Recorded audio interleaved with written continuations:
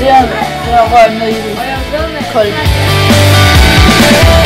Vand, nu koger vand, og luften kan ikke komme den her vej, fordi der er ikke anden vej. Og luft kommer herned, det er derfor det bobler så vildt hernede, så det er eksploderet. Og ja, nu skal jeg få gas, og se hvad der sker.